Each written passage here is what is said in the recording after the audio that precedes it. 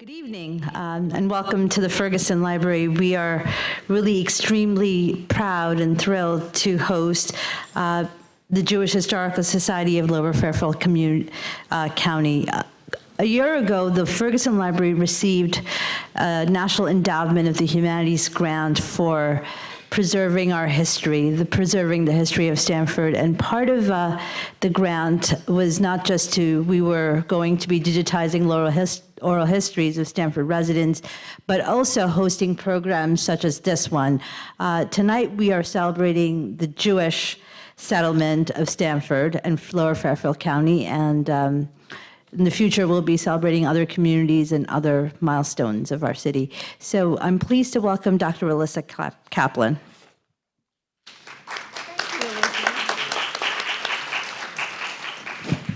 Thank you so much, Elizabeth, and thank you to the Ferguson Library for inviting the Jewish Historical Society of all of Fairfield County, actually, to be here this evening, this afternoon.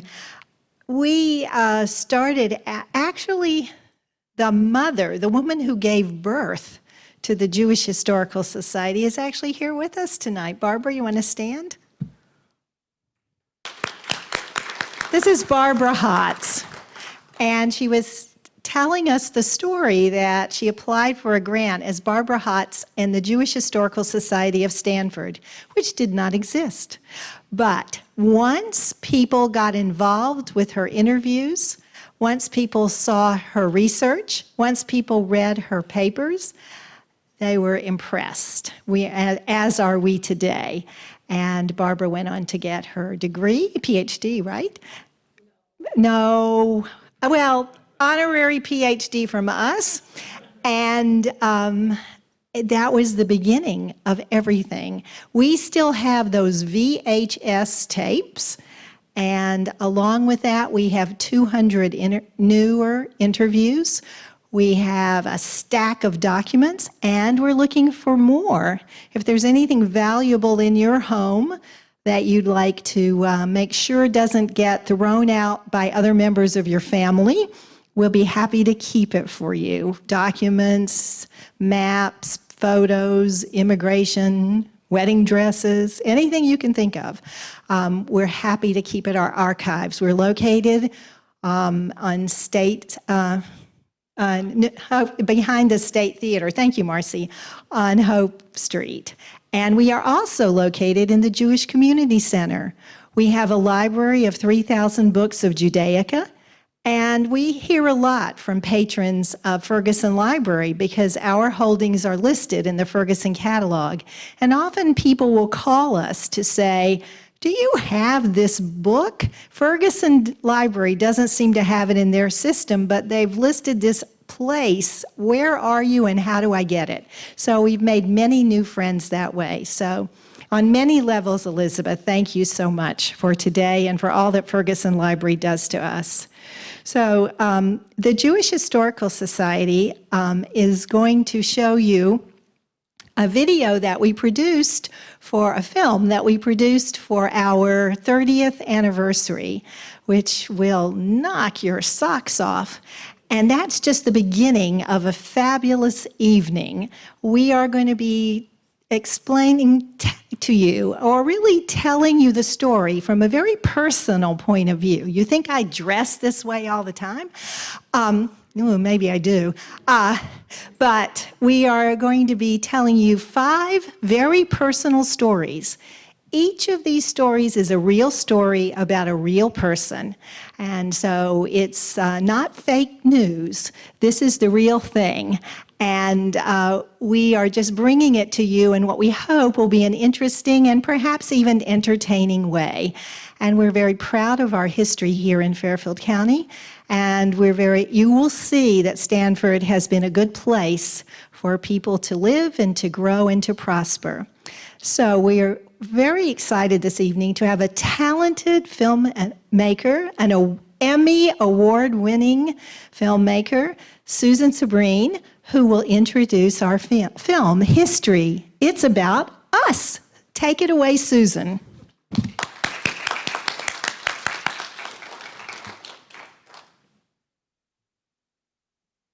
And I just want to add, is this facing the right way? That Polina is the person to sign up with if you want to get on our mailing list. You want to raise your hand so they'll know who you are? Okay. So anyway, I had been talking to Elisa, and they talked about creating some type of a little film to tease the Historical Society, maybe to put on the website. And I said, well, I'll put like a 3-minute, 4-minute thing together for you, because I knew that we had all of these interviews that had been done with people over the years. Well, I started looking at the interviews and I said, which are the most interesting ones? And I came up with, people kept giving me more and more. I looked at about 30 hours of interviews and I said, well, maybe it should be 5 minutes and maybe it should be 10 minutes. Anyway, it was just so fascinating that it turned into an actual short film, because the stories of what people have done are amazing. And they're not just, oh, I was the head of such and such an organization. It's, I was strafed by the Germans in World War II on my way to the front. So that's how this film came together, and it's just kind of a summary of some of the people that you may very well know who live here now, but who you had no idea what their backgrounds were. So that's what's in the film.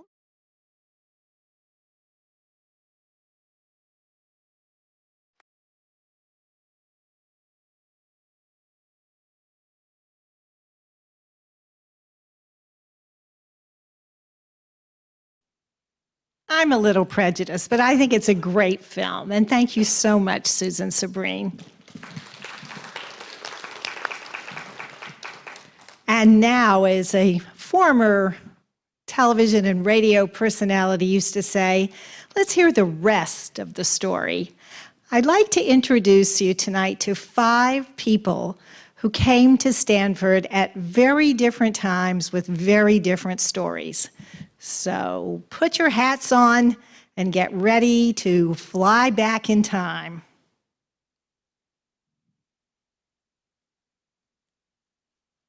Okay. So, buenas tardes, boa tarde, guten Abend, shalom. My name is Miriam Pinto. I lived in America during the American Revolution. It was an exciting time, but it was filled with turmoil and chaos. Although my husband, Manuel Myers, was from Germany, we were very connected to the Sephardic Jewish community. In fact, my family arrived in America from Brazil. And how did Jews get to Brazil? And why did they want to leave once they got there? Well, we actually were from Portugal. Actually, we were from Spain. Here's the story.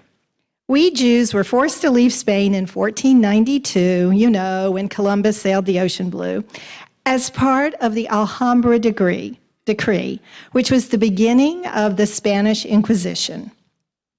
Dios mío. First, we had to settle in Portugal. When the Inquisition was enacted there, many Jewish families fled to Brazil, where we settled for a time. Mio Deus. However, once Brazil was conquered by the Portuguese, our Jewish families then had to flee again. So we came to New Amsterdam, which is, of course, New York. So are there any people here who have relatives or family or distant family or genes from Spain, Portugal, or Brazil? Rhonda, you do, and it was way back when?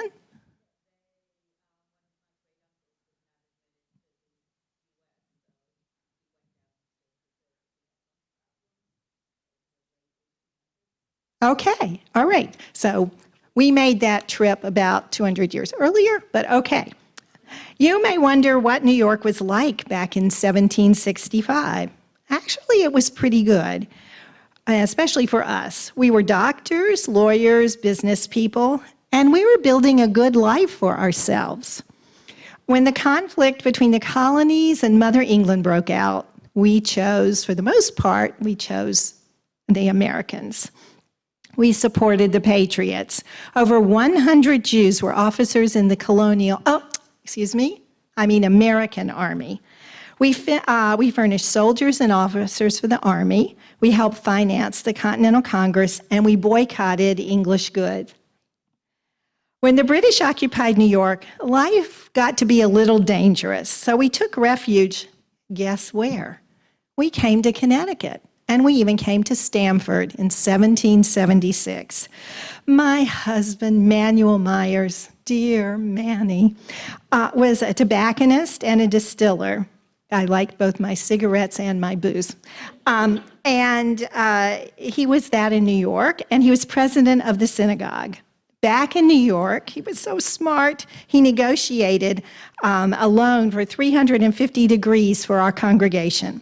My husband, Manuel Myers, was often confused with another guy with a similar name, Myers.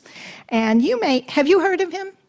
Myers? Well, he had a more famous partner, Paul Revere.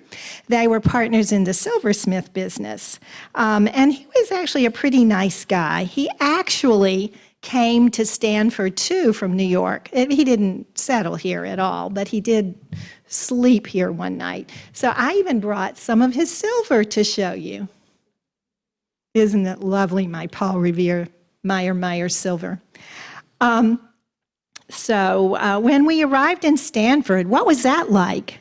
Well, it was a small, undeveloped town, very far from what we were used to in New York City. You might wonder how we were treated in Stanford. Let's see, because Jews sided with the Patriots, because we were well educated, we were merchants and businessmen, and guess what? We spoke English. We were treated very well.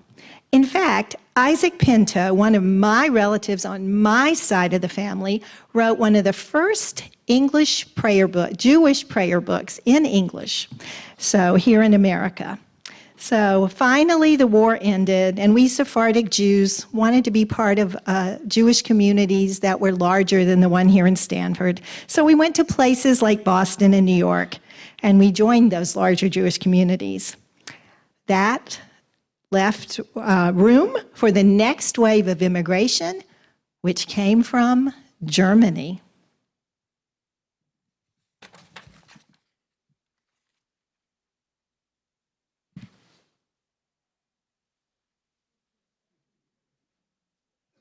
Guten Abend, shalom. My name is Jacob Fox. I came to Stanford from Germany with my wife Esther in 1859. And when we arrived in Stanford, there were no other Jewish families. The Cohns arrived in 1862, the Bernards in 1867, and later in 1871, my relatives Isaac and Peter and Charles joined us here in Connecticut. Anybody here with roots in Germany who wants to admit it? Good.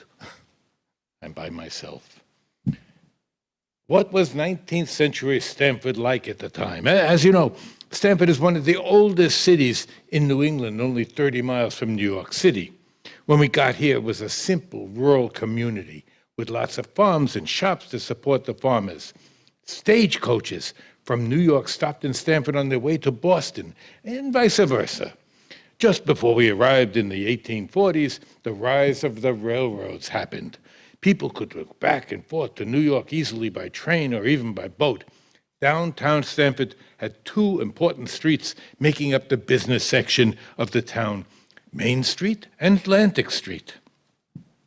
In Germany, I was well educated and my family was upper middle class. We were as assimilated as you could get into German society because of the German emancipation of the Jews. You may wonder why my family left Berlin if we had it so good there. Well, we left there. There were riots in Berlin in 1848. It was the revolution of 1848 caused by rising nationalism in Europe. The Germans forced the Prussian King Frederick Wilhelm IV to summon a constitutional assembly. We thought things would change, but the reform did not last. It was quite dangerous. In addition, Jews left Germany seeking to free ourselves from the rigidity of Prussian life, as it meant a stratified oppression. A Jew born in Europe, and particularly in Germany, had a slot in society and not much room to maneuver in any direction. America meant freedom, freedom to build a completely new life. And if one possessed imagination and drive, anything seemed possible. So we packed all our stuff and we sailed to America. When I landed in New York, I already knew some English, so I had no problem adjusting to American culture or learning the language. I didn't come directly to Stanford when I came from Berlin, but lived in a few other cities first. But Stanford became our new home when Esther and I got married. We did well in Stanford. First, I opened a tailor shop, and then I expanded to selling various merchandise. I also made it a point to be involved in the community. So I became a member of the Stanford Register of Electors in 1860. At the time of the Civil War, there were about 1,500 Jews in Connecticut. We thought we had left the wars in Europe, but fighting broke out here in 1860. Thank God that the American Civil War left my family intact. You may wonder what it's like to be Jewish in Stanford at that time. We were used to living a secular life without religion. Whenever we needed a rabbi, like when Harry Bernard married Rachel Cohn, we brought in a rabbi from New York City for the ceremony, and many of us spent the high holidays in New York City also. I had my shop, which was opened on Shabbos. The Cohns had a clothing store with a large assortment of ready-made clothing at the Union Hotel in Stamford. The Bernards had a New York fancy store and could probably claim to be a real department store like Macy's, which had just opened in 1858. We prospered here. Tobias Bernard became a large real estate owner and helped organize the Board of Trade. And even my brother Isaac opened a saloon and billiard parlor. There is a picture of the billiard parlor or the street. Yes, the street, which you would recognize once had Isaac's billiard parlor. I never played there, though. Not my type of thing. I'm not into billiards. Let's see, that was opposite Columbus Park, by the way. And here is a picture of Tobias and Bernard. You have to cover, here is Bernard, and he's wearing what people call pork chops. Mutton chops. We don't eat mutton. It ain't kosher. We call it lamb chops. Mutton chops, pork chops, what? Who knows? All right. Let's see now. So we all left Stanford at the turn of the century to move into larger cities like Philadelphia, and the next wave of Jewish immigration came from pre-war Russia, Lithuania, White Russia, Poland, and Latvia.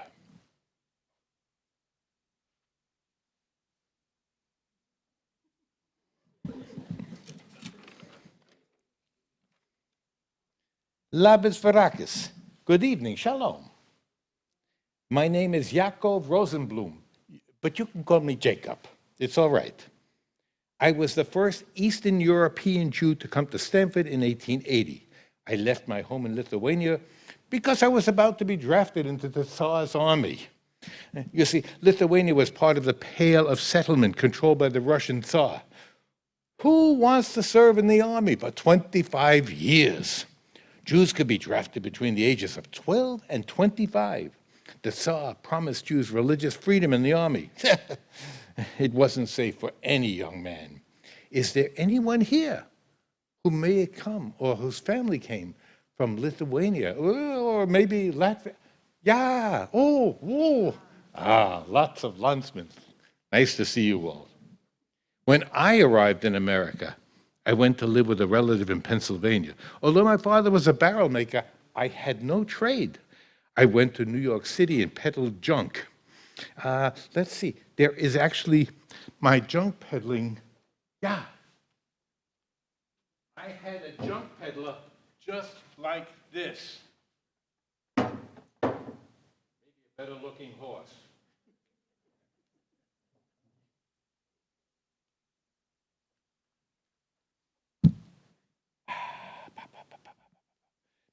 I peddled junk, and for extra pennies, I also did all sorts of odd jobs. My peddling brought me to Stanford. The farmers' wives were always happy to see me. I don't know why. At first, I had no place to stay and had to camp out. But when Abraham Cohn and Jacob Nachshemen,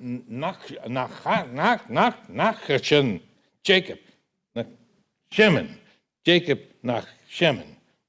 Nachshem, Jacob, another Jacob.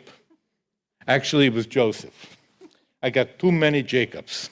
Showed up, they opened their homes as boarding houses for peddlers and single men like me who wanted to settle down in Stanford. You think your winters are hard? I lived through the great blizzard of 1888, the most famous snowstorm in American history. We made it through the great white hurricane, and afterwards my fellow peddlers, all landsmen from Lithuania, and I did the groundwork to become the nucleus of the future Stanford Jewish community.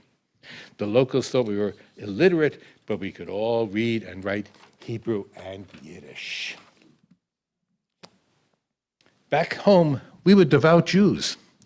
But America was different. We had to work on Saturdays, shave off our beards, miss our daily prayers.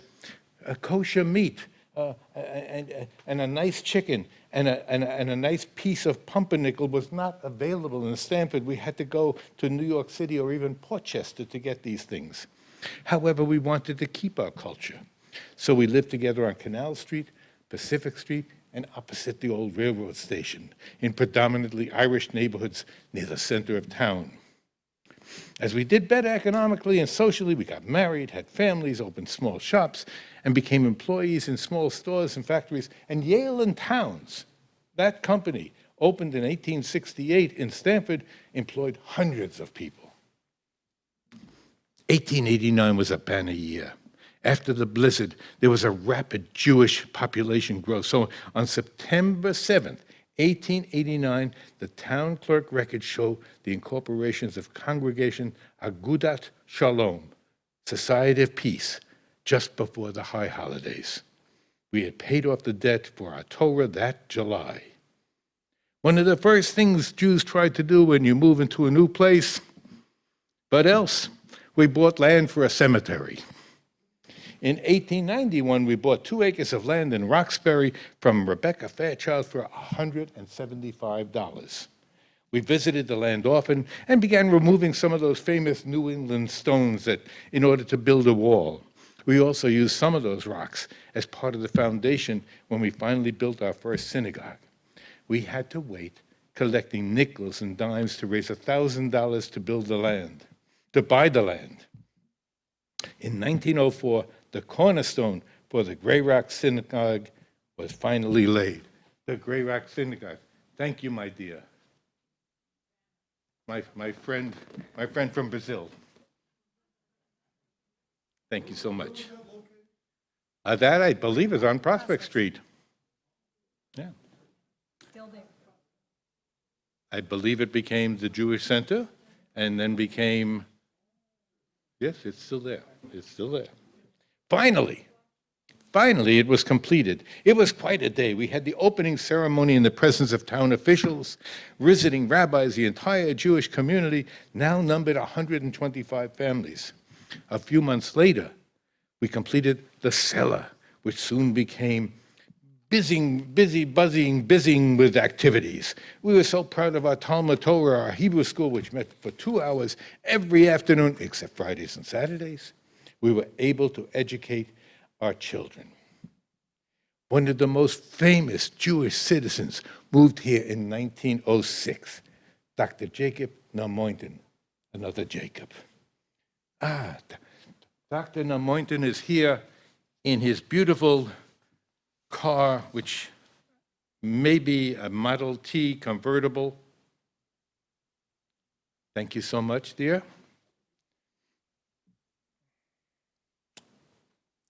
He was born in 1880 in Bialo, Latvia, then a part of Russia. He was tutored at home and worked as a photographer for a year before immigrating to New York with his family in 1896. After receiving his degree from Columbia University Physicians and Surgeons, he interned at Beth Israel Hospital in New York City, where he met his future wife, nurse Frances Einhorn. Dr. Normoynton began practicing in Stanford in 1906 and continued until his death in 1963. With his knowledge of Polish, Russian, Yiddish, and Italian, he found a special place working in Stanford's immigrant community.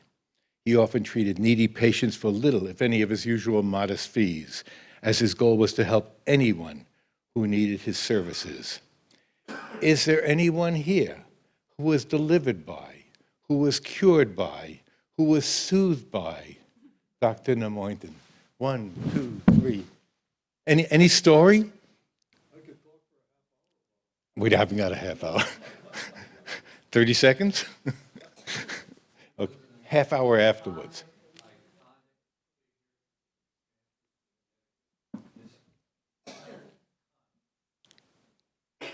Unfortunately, I moved here in 61 and did not get to meet Dr. Normoynton. I almost feel like a native, but 1961, obviously, I am outnumbered by many, many people. Thank you. Thank you for the information. Delivered your mother.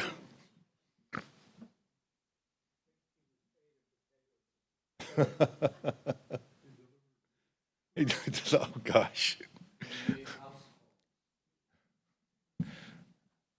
Sorry, I missed him. Thank you all.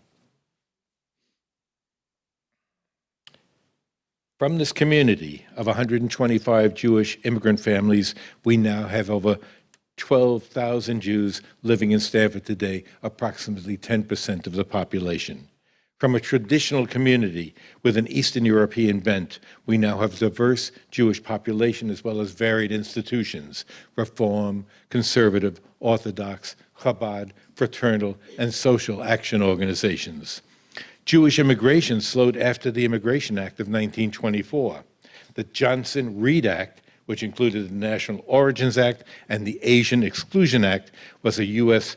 federal law that severely limited the annual number of immigrants who could be admitted from any country. And it wasn't until well after World War II that immigrants again poured into the United States. More immigrants.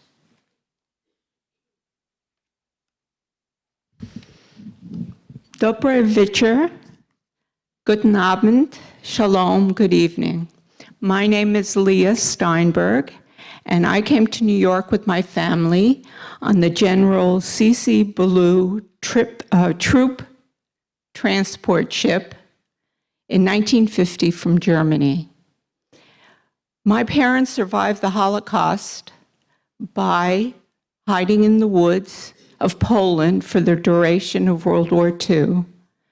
When Russia liberated the southeastern part of Poland in 1944, my parents returned to their small little shtetl and found it too painful to stay. They decided to smuggle themselves past the borders into the Allied sector of Berlin, and thus they became displaced persons and were sent to a displaced persons camp in Bavaria, Germany. 2 years after the end of World War II in Europe, some 850,000 people lived in DP camps across Europe in Germany, Austria, and Italy. It's estimated 20 million people were displaced in Europe at the end of World War II. The United States Relief and Rehabilitation Administration, which had already been running many of the camps, took full responsibility for administration of displaced persons in Europe, although military authorities still continue to play a role in providing transportation, supplies, and security. Although the United States helped fund temporary DP camps, Congress did not pass the Displaced Persons Immigration Act until June 1948, a full 2 years after the end of the war in Europe. Even after this act in 1948, there were many difficulties with it, and many persons were not allowed to come here. Truman himself had problems with the act because it took away previous immigration quotas from people already on the list and gave it to the displaced persons. It also very heavily discriminated against Jewish displaced persons that were originally from Poland and the Soviet Union. So these two objections were later removed by the Displaced Persons Immigration Act of 1950. And that allowed 200,000 displaced persons into the United States every 2 years. The United States was late to accept these displaced persons, but it was because of activism in the United States that it was finally revised. Remember, in order to qualify for American visas, those who were in internment camps by the end of 1945 were eligible. So if you went to a displaced persons camp after 1945, you were not eligible to come to the United States. The displaced persons also had to have a sponsor. They had to have an employment skill, a place to live, and they would have to guarantee that they would not displace an American worker. Most of the people that came here before 1950 came here because there were relatives that would sponsor them and accept them. My parents didn't have any relatives, but relief organizations began to create agencies to help the refugees. And of all of the 600,000 displaced persons that came to the United States from 1941 to 1957, only a little more than 137 were European Jews. My family was very fortunate to get sponsored by a voluntary social agency in Minneapolis, Minnesota. We had an apartment in a private house, and my father, who was a butcher, was given a job in a meatpacking plant. But after only 1 year, my mother couldn't take the hard Minnesota winters and the huge mosquitoes the rest of the year. I still remember sleeping with a mosquito net. We moved to New York, and my father bought a chicken farm in New Jersey, and that's where I grew up. You may ask, how did I get to Stanford?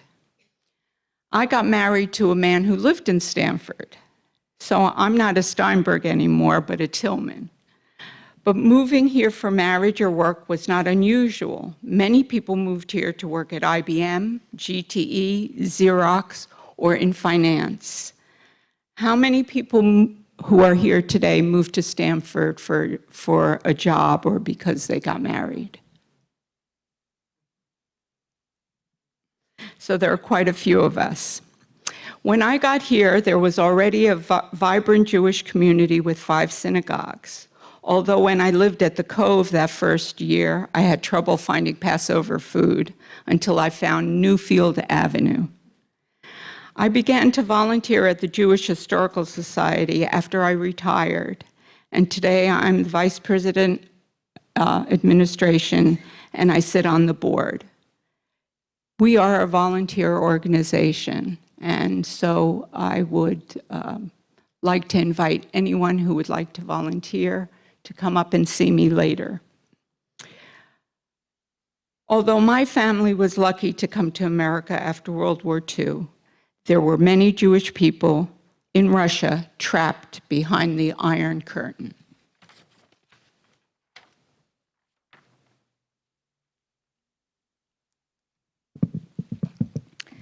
Добрый вечер. Здравствуйте. Shalom. Good evening. That's all I know. My name is Polina Livshin. My family and I came to the United States 28 years ago from the former Soviet Union, from the part of the Soviet Union that is now Independent Republic of Belarus with its capital Minsk. You will ask me why we left the land where we were born and raised. Here is the answer, and it's very simple. We did not feel safe. Those were the scary times, and there were some anti-Semitic organizations that gained more and more power. We didn't feel we can live freely and raise our kids the way we wanted. It was not that easy to leave the USSR. Being Jewish, in order to live, we were supposed to have relatives in Israel who would invite us to reunite as a family. And we were able to obtain such invitation. And after we received the invitation, we applied to move out permanently from the Soviet Union. Few hectic months to collect all papers, sell our stuff, and pack. We left Russia April 4th, 1989, flying to Vienna, Austria. 10 days in Vienna, while our papers were checked and verified, and then 2 months in suburbs of Roma, where all Russian refugees lived at the time, while the vetting process took place. There was a Russian Jewish refugee camp in suburbs of Roma, Italy. June 5th, 1989, we first stepped on American soil. We flew from Roma to New York JFK on Pan Am airline. It was an airplane full of Jewish Russian refugees, so you can imagine the level of security there. Jewish community of Stanford accepted us and helped us to settle here. Again, you may ask, why Stanford? My husband's friend came to Stamford 2 years before, and he sponsored us. They settled here, they already worked, and they sponsored us to come to Stamford. United Jewish Federation of Stamford at the time was running the Russian resettlement program chaired by Hilda Shiraga. The goal of this program was to help the Jewish refugees from the Soviet Union to settle in Stamford and area. There were many challenges and obstacles. At the age of 37, I had to learn how to speak, how to drive a car, and understand many cultural differences, big and small. The biggest challenge for me was English. I did not speak English. I studied German in school and the college, so I basically started here in Stamford. I studied English on my own, and I had volunteers who helped me to untie my tongue and start speaking, saying at least something. Some of the volunteers you probably know. They are people from our community. Phyllis Lepin, my dear Phyllis Lepin, and Anita Cohen helped me. Andrea and Martin Levin's family worked with my parents-in-law. Paulina Letts helped my 12-year-old daughter. There were English classes, but I needed to learn faster. In 1989, I spent a number of months here in Ferguson Library on the second floor, studying English and getting ready for my interview. It was my workplace. I was coming in the morning, leaving around 4 o'clock, and I was studying English probably for 6-7 months until I started to apply for jobs and going for interviews. Many people from the community helped us and were very friendly and supportive. My husband had pretty decent English, and he got a job quickly. He started to work in September, right after the Labor Day. That is exactly 3 months after we came to the States. His first job was the IBM company in Southbury, Connecticut. I got a job after 9 months being here. My husband and I both were professionals and worked for years in the information technology field back in Minsk. Both of us were able to find a professional job relatively quickly and had a successful and fulfilling professional life here. I have worked for 25 years before I retired. My husband is still working. My first job was with Calder Corporation. The Calder Corporation next to the library, right here. I worked in the IT department. Then I worked for Bristol Myers Squibb Pharmaceutical, Clairol Division, Kodak Polychrome Graphics, subsidiary of Eastman Kodak, and Geller Company, which is a part of Bloomberg Corporation, from where I retired. Our girls finished schools in Stanford. The older one finished Bicultural Day School and Stanford High and graduated from University of Pennsylvania Wharton Business School and Kellogg Grad School. My younger one went to Newfield Elementary, Turnoff River Middle, and West Hill High School. Then she graduated from the same University of Pennsylvania and is working for a big consulting firm. A year after we came to the States, we applied for a green card. And after 5 years living here, we applied and received an American citizenship. We are Americans. Our kids are Americans. My grandkids are Americans. We are forever thankful to this blissful land and a country that accepted us so generously and provided the opportunities for my family and many others to raise our kids, give them the best education they could get, and feel equal among equals in our society. The first generation of immigrants has two lives in one. I came here, I was 37. I had life in the Soviet Union and 28 years here. We can compare two different social systems, ways of life, different mentalities. And let me tell you, there is no better place than this country. It is maybe not perfect, but to really appreciate, you should be able to compare to what you have experienced in your previous life. And I think we all have to cherish what we have here. This is my story, but I think it's not the end of the event.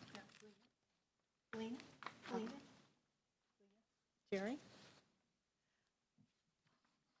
So from the 18th century to the 19th century to the 20th century, we've had waves of immigration who came from different parts of the world because things were not good where the people were, and they were better, not perfect, but better here in America, in the United States. This state of Connecticut, the city of Stamford, has been a welcoming place for immigrants, and hopefully in the 21st century, we'll continue that tradition. This is just one of the kinds of programs that the Jewish Historical Society of Fairfield County produces, and I especially want to thank Jerry Krantz, Paulina Lifshin, Leah Tillman, David Kaplan for filming, Ahmed as our tech guy, Susan Sabrine, our film editor, director, producer, and Elizabeth Joseph, and all of you for coming today. Thank you very much. Thank you. So, as very special thanks to Ferguson Library and to Elizabeth Joseph.